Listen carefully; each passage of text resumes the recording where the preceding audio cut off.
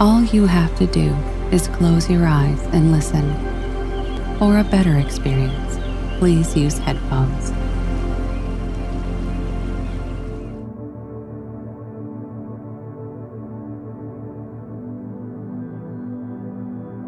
If we want to live well, both externally and internally, how well we live here simply depends on how well we manage our surroundings and how well we manage ourselves. Fundamentally, life is management. If you don't know how to maintain your body, your mind, your emotion, your situations, your life in general, your home, your communities, nations and the world, the quality of our life is just how well we manage things with ourselves. But generally, we are thinking of management, we are applying ourselves to management only in terms of business management or industry management or… Generally, we are talking management only with economic situations, not life as a whole. In many ways, it's unfortunate that today the most predominant factor that rules the planet has become economics. The other aspects of life have been totally pushed to the corner. When economics rules, when economics is the only thing that we are thinking about, we will tend to become very gross and unhappy in so many ways. What I see is, we are conducting various levels of programs to very top-level executives in some big corporations in the world, major corporations in the world. What I see is, people who have failed in their lives, they're suffering their failure. People who have succeeded in their life, they're suffering their success. If you suffer your failure, it's okay, because failure comes easy. If you suffer your success, that is tragedy, because success doesn't come easy. So, something that you worked for, something that you always longed for, something that you wanted to create in your life, when it happens, if you start suffering that, that's real tragedy of life. But a large number of successful people on the planet are suffering their success. When I say suffering their success, if you look at people, look at yourself and see, you're still young people, most of you. When you're 5 years of age, how happy you were, and today how happy you are. If we make a chart out of it, a graph out of it, is it moving upward or downward? In 24 hours' time, how many moments are you really happy? If you look at this, is it going up or down?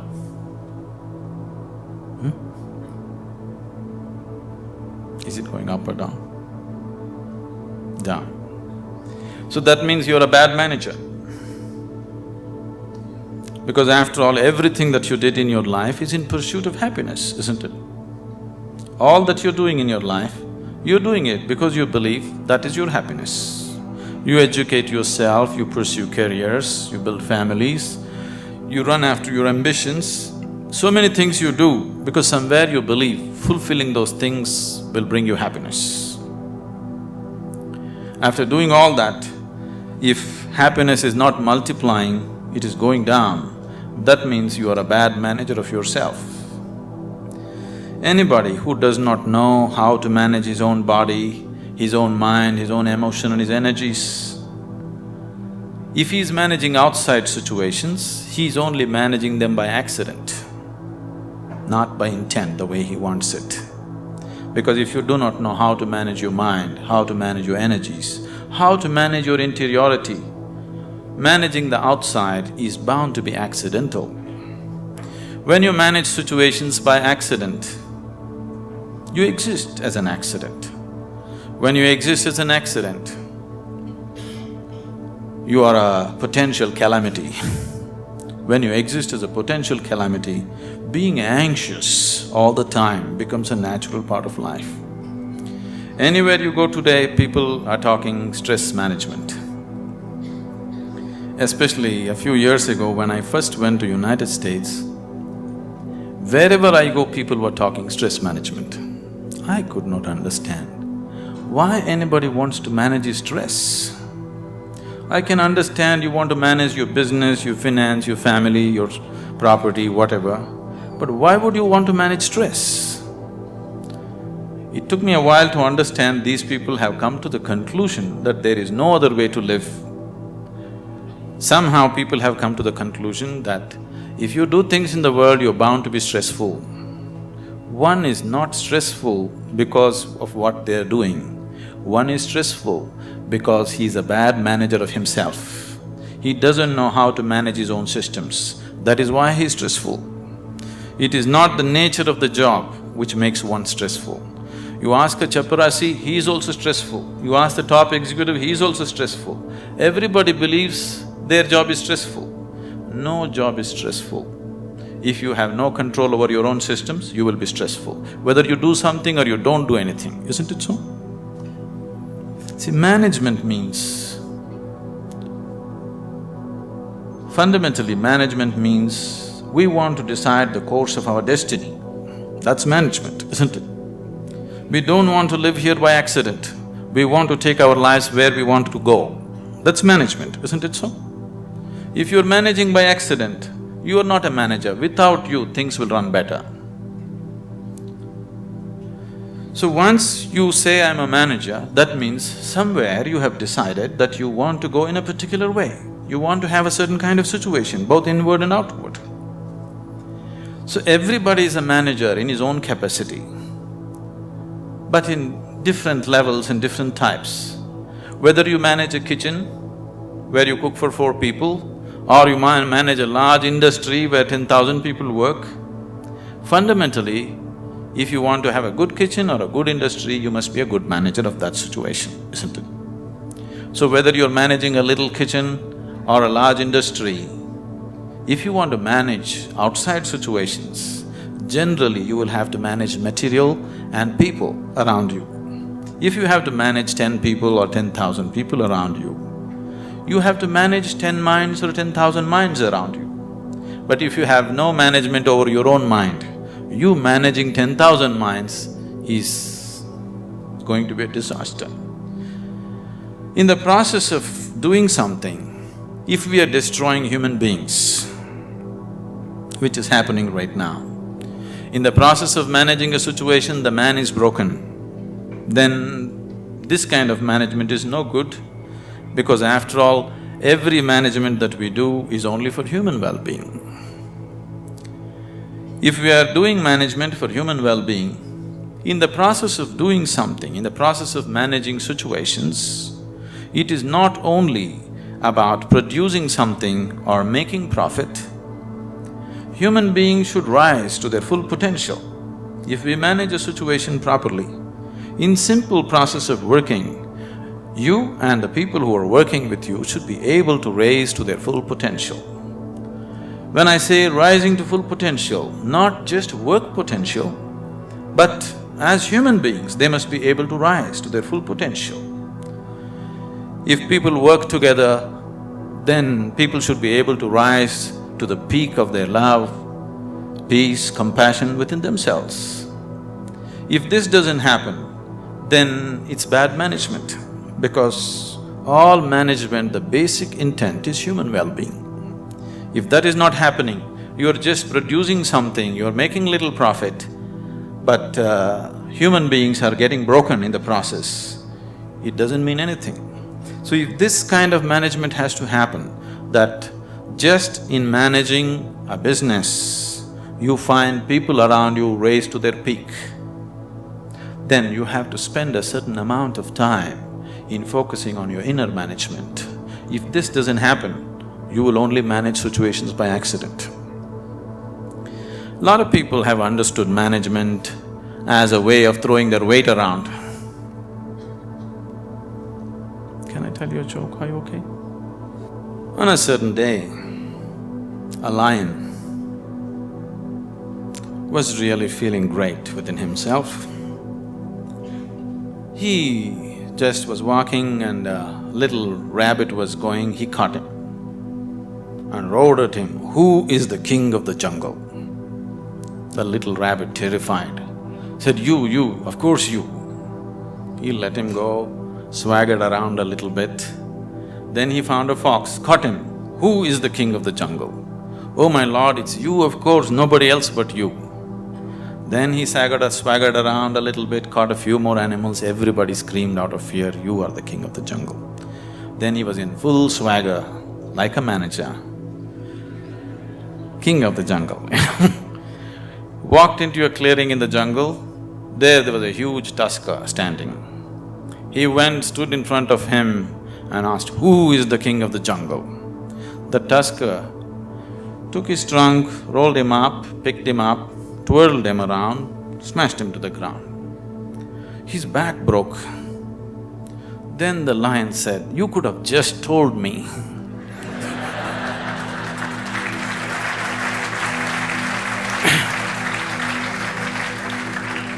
But the tusker said, "You see, I had to make my point."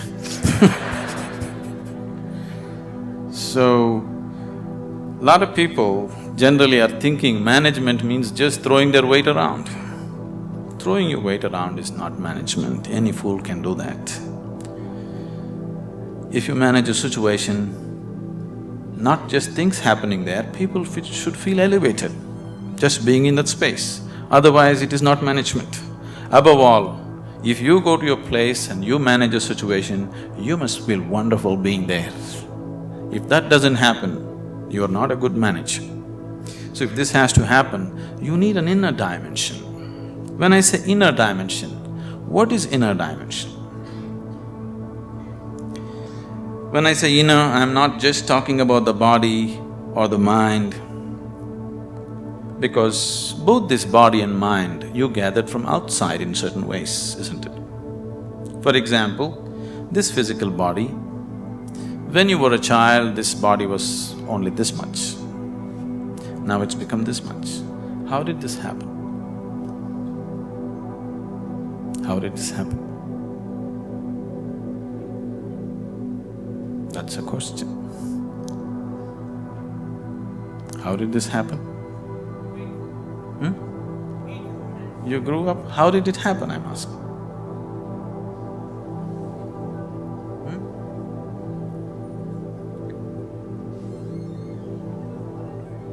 I'm sorry?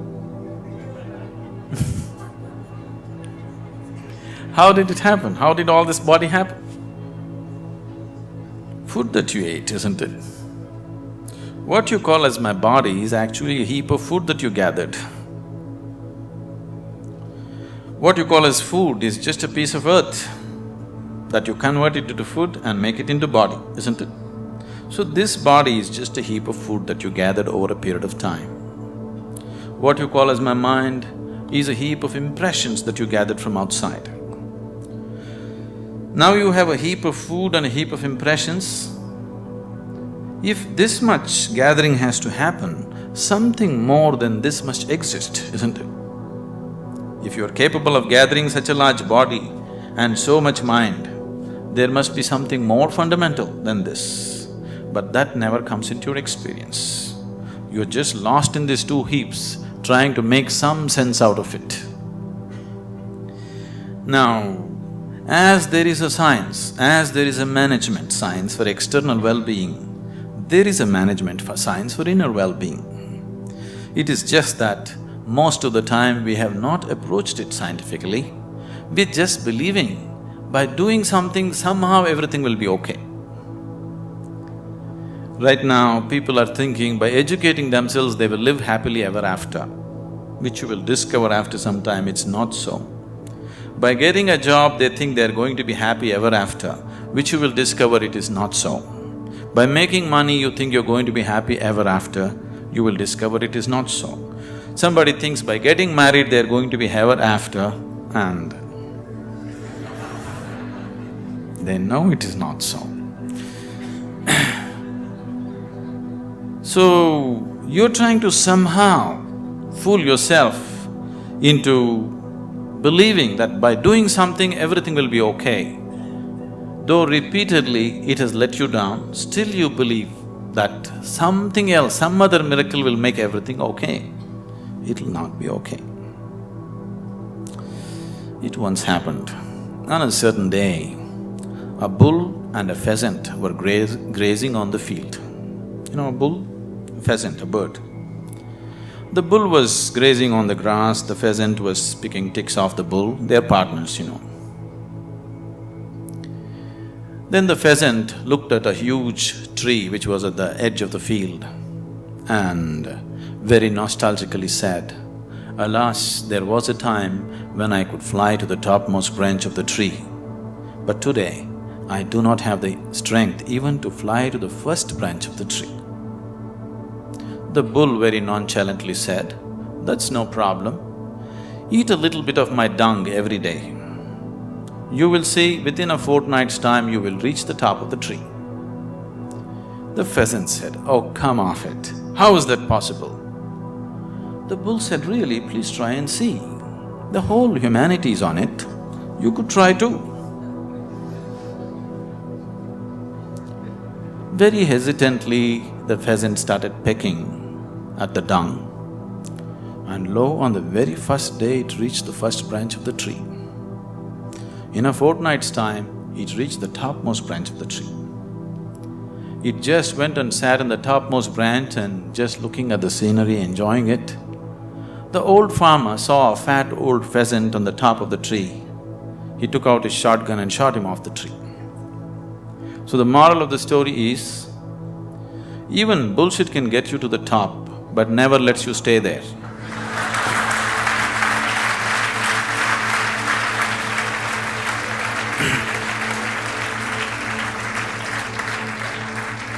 So, if you are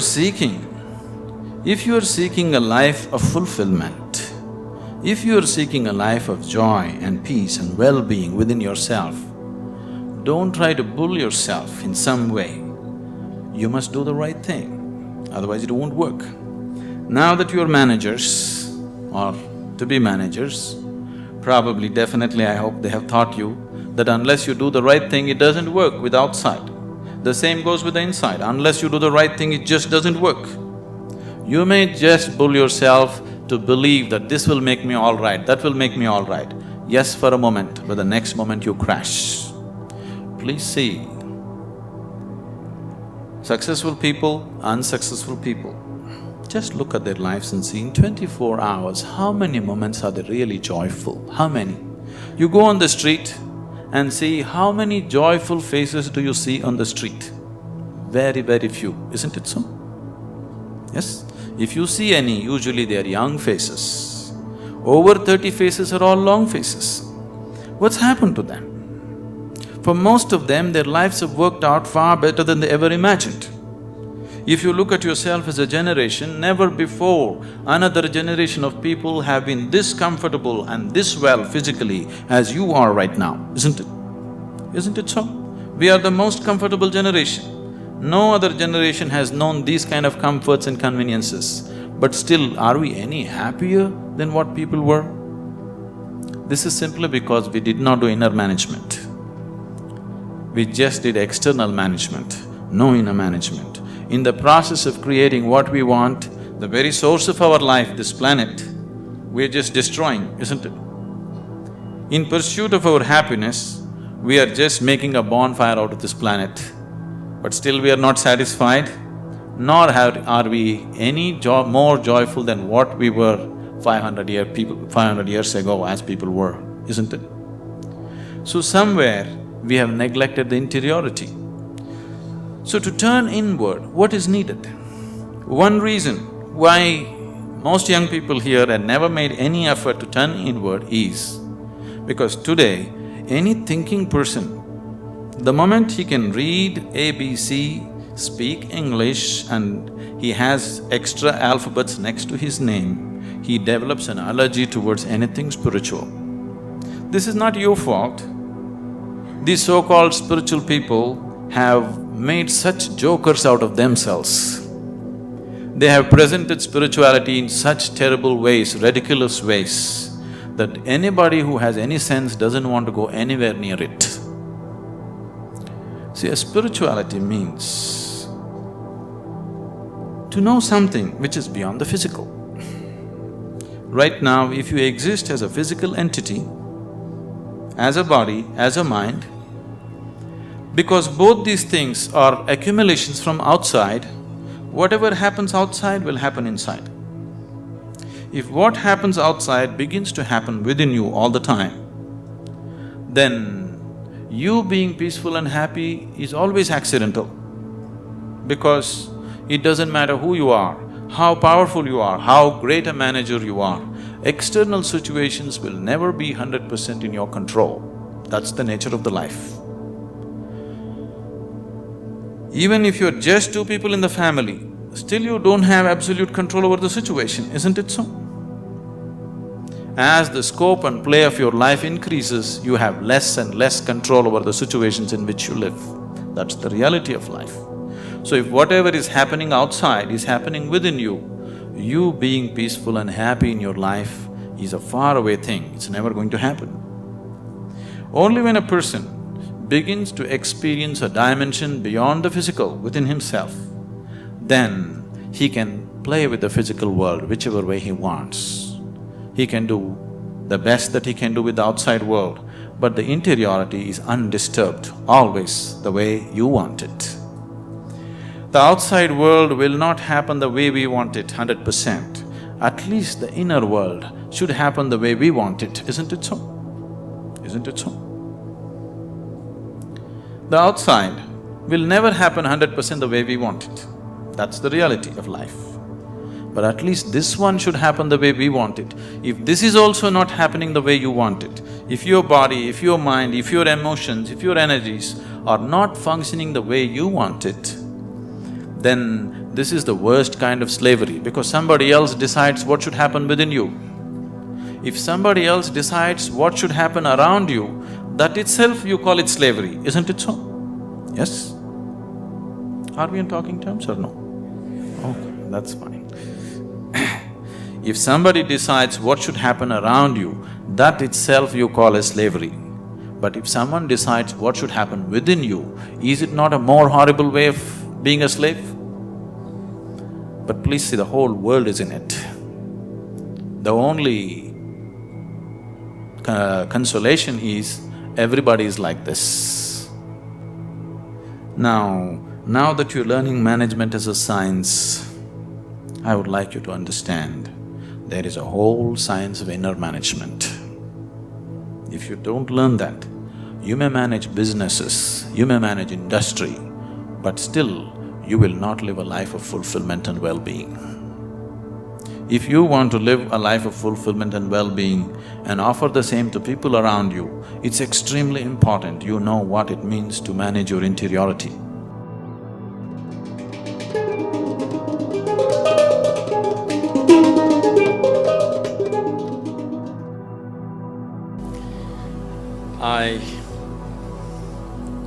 I really don't know how you feel today going out of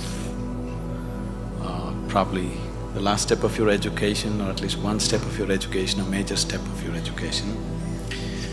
Because when I studied in the university, I did not go to my convocation.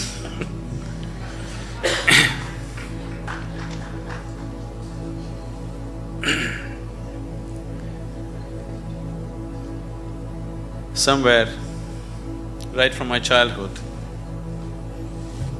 Are you okay for a story? Right from my childhood, the education that I received, though they sent me to the best possible schools around, it didn't mean anything to me, because my sense of listening and looking at people was such. When the teachers were talking whatever, chemistry, biology or mathematics, one thing I could clearly see was whatever they were saying didn't mean a damn thing to them. And I was not willing to listen to anything from somebody who is talking something which doesn't mean anything to him. So, I always looked at the teacher. If he put his heart into it, I'm willing to be there, otherwise I'm out. Because somewhere I have so many things on my agenda for the day. 24 hours are packed with too many things. I'm not willing to spend an hour or even 5 minutes listening to someone who is talking something which doesn't mean anything to him. Even if he's talking nonsense, it doesn't matter. If it means something to him, I'm willing to listen to it. But if he's talking great things which don't mean anything to him, I'm not willing to listen to him. So as a part of this, I spent… Your education is over so I can talk. I spent almost 90% of my college hours outside, only 10% inside. Only when I saw somebody who is talking something with passion, I'm there. Otherwise, I'm just out. Now, this education, I'm repeatedly telling Dr. Majumdar and a few other people around here, I'm happy to see somebody is talking with some passion about what they're doing. Somebody, it doesn't matter what they're doing is right, wrong, okay, perfect or not, but someone has put his heart into it, it's okay, because human lives becomes beautiful not because we do the right things. Human lives become beautiful because we put our heart into what we're doing. It doesn't matter what we're doing, whether we're sweeping the floor or managing the country or what we're doing, if we are putting our heart into what we're doing, it's beautiful to be doing that activity. So I think it's a fortune that I've just seen a few people, I hope everybody here is putting their hearts into what they're doing and living in an atmosphere where people are passionate about what they're doing itself is highly enriching. Now that you're stepping into the world, not that you don't know, but anyway, now you're stepping into the world in a different dimension than the way you have been till now. Once you step into the world, there's going to be a lot of filth. There is corruption, there is nonsense, there is so many things happening everywhere. There are some set of people, a certain set of people who will develop an allergy for this filth. They can't stand it. They usually run to the Himalayas because they're allergic to filth, they can't take it. They want everything pure. But such a thing will not happen because the filth of the world has one way or the other has entered our minds. Whether we empower that filth or not is all the option that we have. But we cannot avoid filth, it is there. All the nonsense that can happen in the world, you know in your head, isn't it? So one set of people develop allergy and try to run away, which they can never do, really. Another set of people, a large segment of people unfortunately, have come to their own kind of philosophies. Anyway, world is full of filth, let me also become filth. So they have joined that, they have merged into the filth. What we call as filth can also be great manure, you know. Indian spirituality has always used lotus as a symbolism. A lotus flower has always been the main symbolism for Indian spirituality. Why a lotus flower is? A lotus flower grows best where the filth is thick. This filth which is stinking, which you can't bear, has transformed itself into a fragrant, beautiful flower. This option also is with us every moment of our life. If the atmospheres that we live in make us… we cannot call ourselves managers. If we make the atmospheres that we live in only then we can call ourselves managers. Being a manager means that we are going to create whatever we see as the most beautiful thing to happen right now. Allowing situations to create you is not management at all. Creating the situations that we want is management. As many of them have said many things, this process of education, there is a certain acceleration now that education is over, you're stepping into a new dimension of life, the excitement, and it's always beautiful to step into something new that you believe is going to be wonderful. But what we have seen with life with most people is,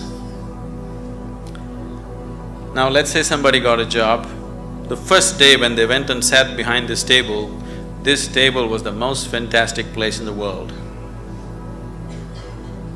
But within a few years, behind the same table, they're manufacturing blood pressure, diabetes, ulcers and whatnot. This is not because there is something wrong with the jobs that we do. This is not because there is something wrong with the world that we live in. It is simply because we have not paid sufficient attention to ourselves. We have paid too much attention to what is outside. To succeed in the world, people are always thinking, great aspirations will make you successful. Aspiration is just an initial starting point. Just because you aspire for success, just because you aspire for prosperity, just because you aspire for well-being, it doesn't happen. Success, prosperity, well-being happens because you have made yourself capable of creating those things. Everybody aspires. Who is not aspiring for success in the world? Everybody is aspiring. Even a beggar on the street is trying to be a successful beggar, isn't it so? Every human being is aspiring for it, but only those who have made themselves capable will succeed. Making yourself capable not only in terms of management skills and other things, but that is needed too, but making yourself capable as a human being to go through situations untouched, to be like a lotus flower, even if you're in the filthiest of situations, to maintain your beauty and fragrance. If one has this, he will float through this life untouched. If one doesn't have it, life will eat him up in so many ways.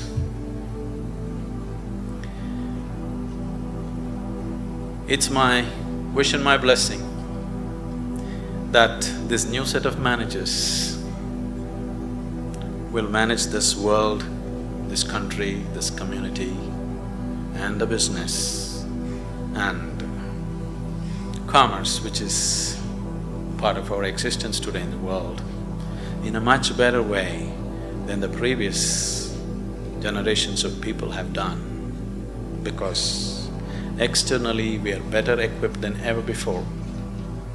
If we make a little effort, it's a fortune that an institution has made an effort to equip you internally to whatever extent it was possible for them.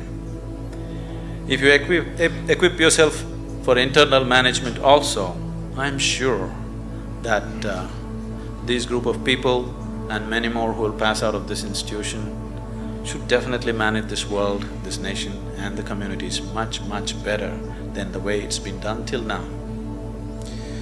When it comes to management, there's no such thing as perfect management.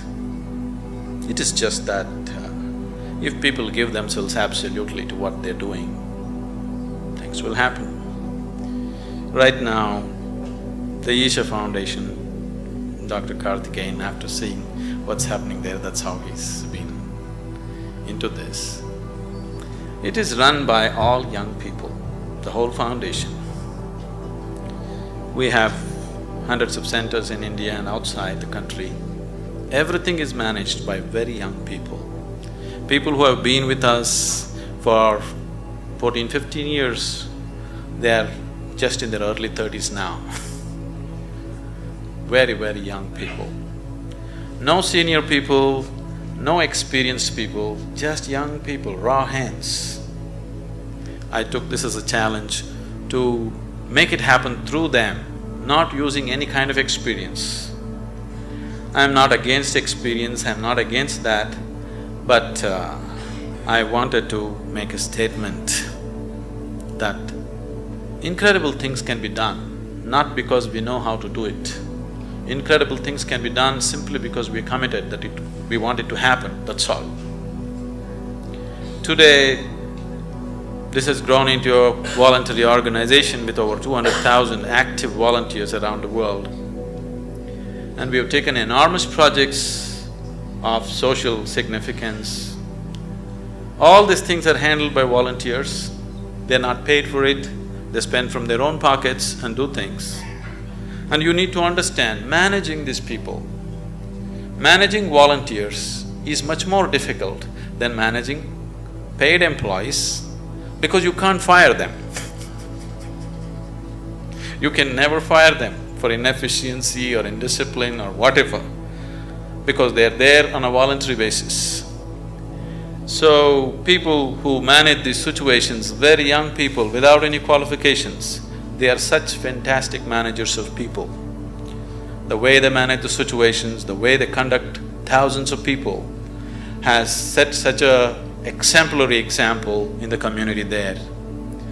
I would take this opportunity someday that when it's possible you visit Isha Yoga Center as to how things are managed, so simply, because management doesn't come… I know you need to learn about finance, this, that, banking and those kind of things, but fundamentally management is your ability to be capable of inspiring people to do their best.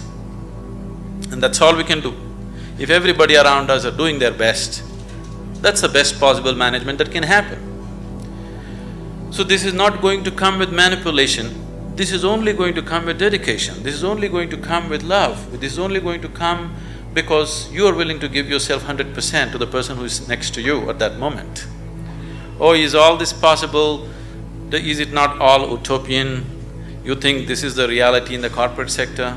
I'm telling you, we are working in the prisons, we are working in rural areas, we are working with major corporations in the world.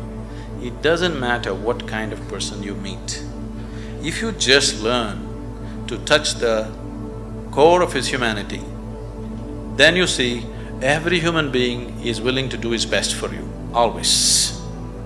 If you just learn how to touch the very core of a human being who is around you right now, you will see everybody is willing to lay their lives down for you. Only if people around you love you and they want to do the best for you, you will not get ulcers doing management. If people around you are trying to pull you down, you will anyway get ulcers trying to manage situations, isn't it so? If you do not create the people who truly love us and wanting to give their best, then management is going to be a pain. Management is going to be a huge suffering. Only when people around us really want to do the best for you, only then management can happen wonderfully. It's my wish and my blessing that all of you turn out as truly great managers of yourself and the world around you.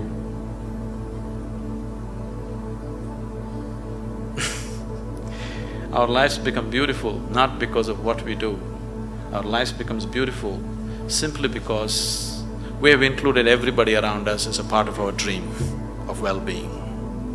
I hope all of you become truly successful and well. In whatever way, with inner technologies, if you need any help, we are always available to you. It's been a joy to be here in this institution. I've been to any number of colleges, people are the same, but creating an institution with some sense of commitment for inner well-being in today's world is… I'm too happy.